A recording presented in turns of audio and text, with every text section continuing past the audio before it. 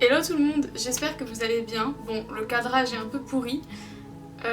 On se retrouve aujourd'hui pour une vidéo d'un avis de livre. Ça faisait longtemps, parce que les dernières fois où j'étais ici, il faut juste que je retrouve mes notes sur ce livre. La dernière fois où j'étais sur ma chaîne, c'était 2 avis de série. Donc aujourd'hui on se retrouve bel et bien pour un avis de livre. Enfin, c'est une bonne nouvelle. Par contre la nouvelle un peu moins bonne, enfin ça dépend pour qui, c'est que c'est de nouveau un Marc Lévy. Ça faisait longtemps, je sais, mais celui que je suis en train de lire actuellement c'est pas un Marc Lévy.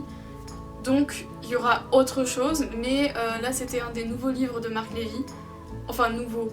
C'était nouveau au moment où je l'ai acheté, mais entre le moment où je l'ai acheté et le moment où je l'ai lu, il a sorti 2 nouveaux romans.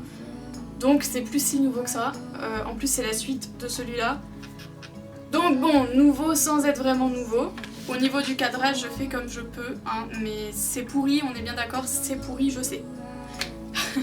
Je fais comme je peux, les prochaines vidéos je vais essayer de faire autrement. Je pense même avoir trouvé un autre endroit si mon appareil tient dessus. On verra. En tout cas pour aujourd'hui, ça sera comme ça. Et du coup, aujourd'hui on se retrouve pour mon avis sur le livre. Tu peux venir, tu sais. Viens. Hop, allez. Bah oui. Je vais coucher. Voilà. Je voulais aussi m'excuser si jamais vous entendez... Bon, je mets des musiques de fond maintenant dans mes vidéos, mais c'est quand même possible que vous entendez peut-être des bruits parasites. Il y a des travaux juste à côté de chez moi. Donc c'est possible que vous entendez. En plus des travaux, j'ai un voisin qui a décidé de passer la tondeuse. Donc voilà, il y a peut-être des bruits que vous entendrez, sauf si j'arrive à les camoufler avec la musique. On verra, je sais pas si ça va tout couvrir. Bref, j'ai déjà trop parlé. Donc aujourd'hui, je vais vous parler du livre de Marc Lévy, C'est arrivé la nuit. Donc la couverture est comme ça. Petit résumé derrière. Comme d'habitude, le résumé qui est sur la 4e de couverture, je vous le mets en barre d'infos. Donc n'hésitez pas à dérouler c'est mieux. N'hésitez pas à dérouler la barre d'infos pour voir le résumé de la 4e de couverture. Donc, qu'est-ce que j'en pense de ce livre? Oui, bon, je suis plus trop dans le cadre si j'avance trop, mais voilà. Déjà, en fait, on suit l'histoire de 9 personnages différents, bien que les personnages que j'ai notés, j'en ai pas 9, hein. J'en ai 6, non, je crois que j'en ai 7, donc les 2 derniers, je sais pas où ils sont, mais j'ai pas dû tout prendre en note correctement quand j'ai lu le livre. De toute façon, vous comprendrez, quand je donnerai mon avis, vous comprendrez que j'ai pas tout pris. Oh, t'es en train d'abîmer le livre là. On va le poser. Vous comprendrez au fil de la vidéo que si mes notes sont un peu brouillons ou un peu mélangées, machin, c'est juste que j'ai un avis, je sais pas trop quoi penser de ce livre en fait. Mais bon, avant de vous donner mon avis, je vais d'abord vous parler un tout petit peu de quoi parle le livre, sans rentrer trop dans les détails comme d'habitude. En tout cas, en essayant de pas trop rentrer dans les détails pour que quand même, si vous voulez lire, que ça gâche pas tout non plus, c'est pas le but de ces vidéos. Donc en fait, on suit l'histoire de 9 personnages en tout, comme je vous ai dit, qui sont un groupe de hackers et du coup ils se font appeler le groupe 9. Voilà, ils n'ont pas de nom particulier. Après il y avait une histoire avec les Grey Hats, les White Hats et les Black Hats. Je crois que c'est 3 groupes de hackers différents. Les Black Hats, je crois que c'est vraiment les hackers malveillants. Et eux, si je me trompe pas, alors je sais plus si ce groupe 9 fait partie des Grey Hats ou des White Hats. Donc voilà, mais en tout cas ils hackent pour le bien, enfin ils œuvrent pour le bien.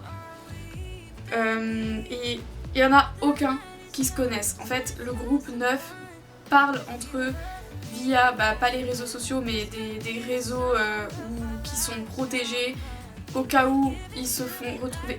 J'ai le nez qui gratte. Excusez-moi. Oui, sur des réseaux protégés pour qu'on évite de pouvoir retracer leurs traces. Ça ne se dit pas, mais vous avez compris l'idée. Il y en a seulement 4 qui se connaissent. Diego et Cordelia, parce qu'ils sont frères et sœurs, donc c'est difficile de pas connaître son frère ou de pas connaître sa sœur, hein, voilà. Donc eux c'est l'exception, ils se connaissent, ils passent du temps ensemble forcément. La plupart de leurs hacks d'ailleurs. Ruby ?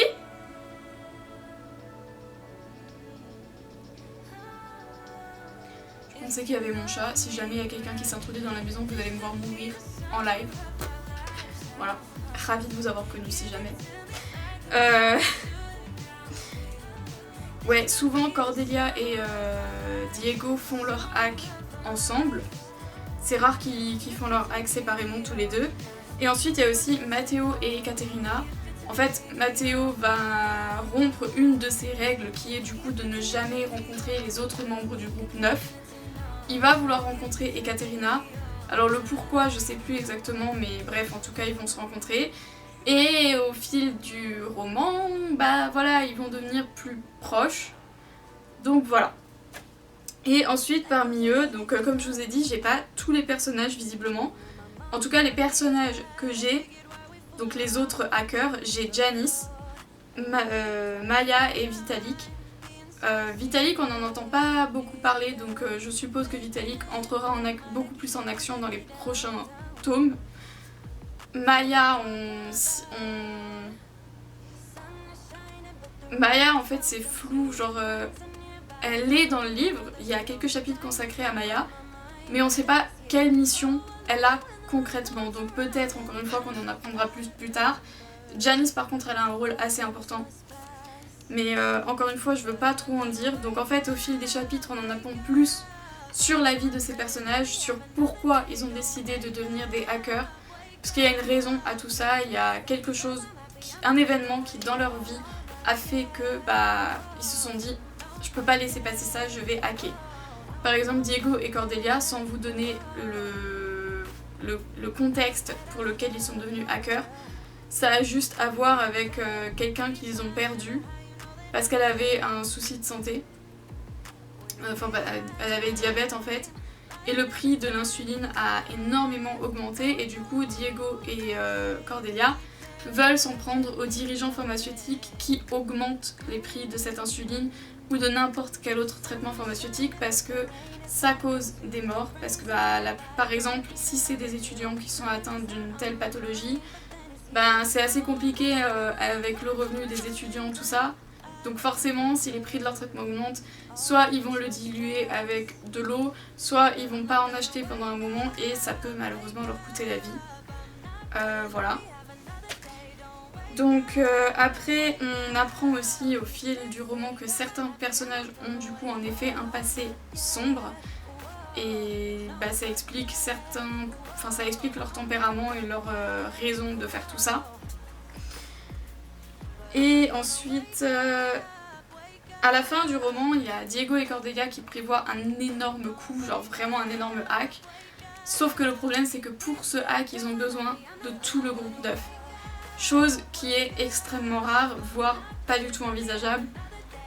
Pour la simple et bonne raison que plus ils sont nombreux, plus l'exposition est grande et plus ils peuvent être découverts et être appréhendés par la justice.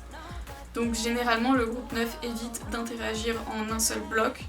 Sauf que là, clairement ils ont pas le choix en fait. Donc finalement le groupe 9 accepte. Ils disent bon, ok, on se rend bien compte qu'avec ce que vous préparez, en fait vous avez besoin d'être épaulé, vous pouvez pas faire ça tout seul, c'est juste pas possible. Et si je me souviens bien, le roman finit là-dessus. Donc on est un peu sur notre fin. Mais il y a 2 tomes, un sur, l'autre je sais pas, mais vu la couverture à mon avis c'est aussi la suite. Donc le deuxième qui suit celui-là c'est le Crépuscule des Fauves. Je l'ai pas encore lu, mais c'est prévu que je le lise, donc je reviendrai encore une fois sur cette série de livres quand j'aurai lu la suite. Parce qu'en plus je suis obligée de lire la suite parce que comme dit mon avis n'est pas définitif sur ce livre, je sais pas quoi en penser sans avoir lu la suite pour le moment. Et ensuite, je crois que le nouveau livre de Marc Lévy s'appelle Noah.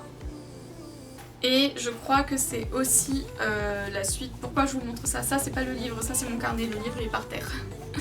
C'est aussi la suite de ce livre parce que sur la couverture, il y a un 9, donc pour le groupe 9. Donc je pense que c'est normal en fait que j'ai pas tous les membres du groupe 9. Parce que Noah, il n'y a aucun Noah dans ce livre. Ah mais si!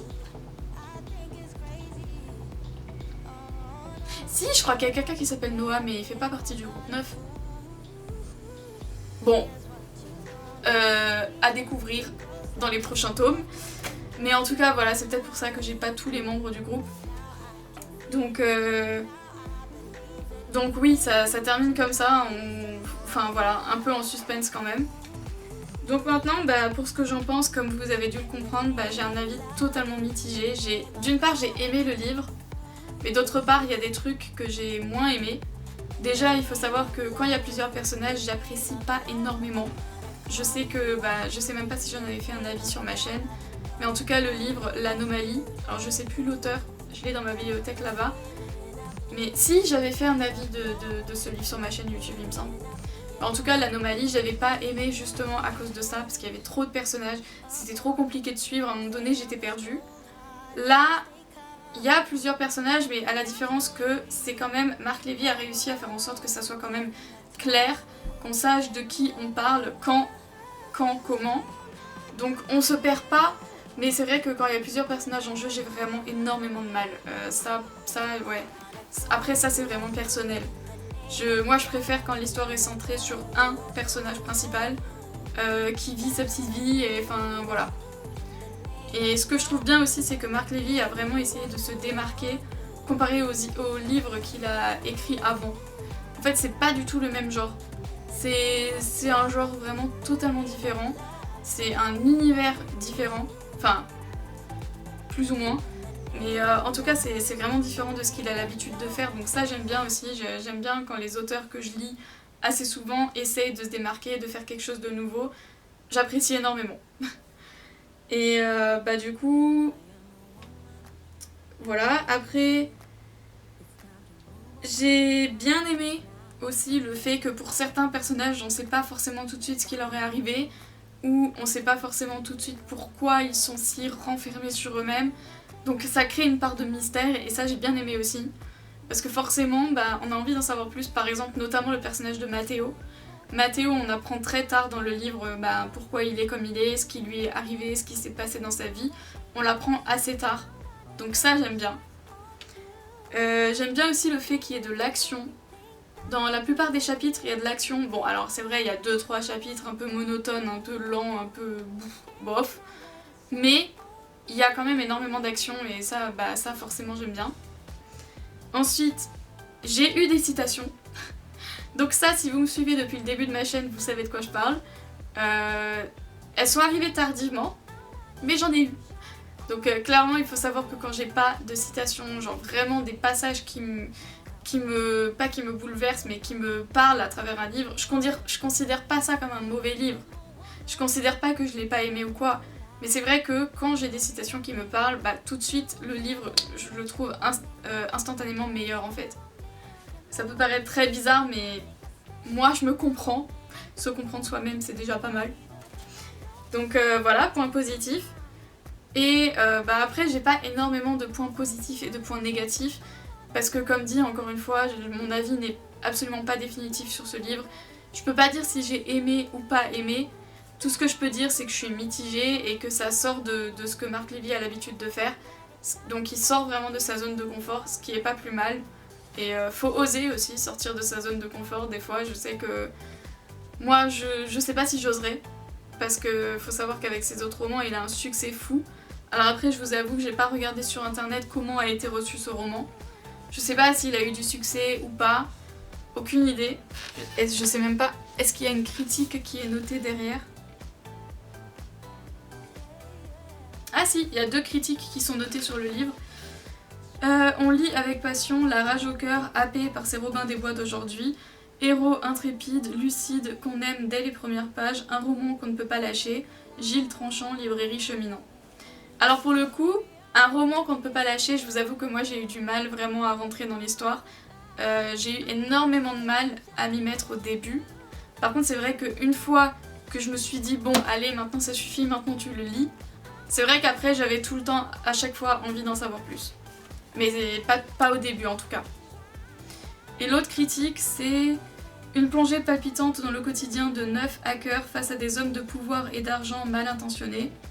C'est arrivé la nuit et percutant de vérité, bouleversant d'humanité. quel roman intelligent, Niki Depasse, journaliste littéraire au Monde. Là par contre je suis d'accord avec cette critique. Après comme dit je veux pas en dire trop mais voilà. Donc je pense que je vais m'arrêter là et comme dit je reviendrai vous donner mon avis quand j'aurai lu le 2e tome. Et je reviendrai encore une fois pour le 3e tome si c'est du coup le 3e tome, mais vu la couverture je pense que oui. Voilà, mais en tout cas je pourrais rien vous dire de plus sur ce livre parce que pour l'instant c'est 50-50. En tout cas j'espère que cette vidéo vous aura plu. Si jamais vous avez lu le livre et qu'en plus vous avez terminé la saga, que vous avez lu les 2 autres tomes, n'hésitez pas à me dire en commentaire ce que vous en pensez. Et ouais, votre avis global sur ça.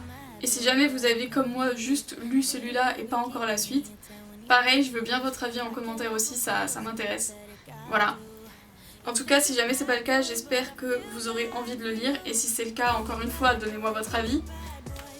Et sur ce, moi je vous laisse et je vous dis à bientôt. Enfin, à bientôt. La meuf elle dit ça dans toutes ses vidéos, mais ça fait des mois qu'elle a pu publier sur sa chaîne. Donc je vous dis à plus. Voilà, clairement. Et n'hésitez pas aussi à vous abonner, ça me ferait extrêmement plaisir. À activer la cloche pour avoir une notification lorsque je publie une prochaine vidéo, même si ça arrive pas souvent, mais bon, quand même. Et aussi, n'hésitez pas à mettre un like à cette vidéo, ça me soutiendrait énormément et ça me ferait énormément plaisir. Merci, bye!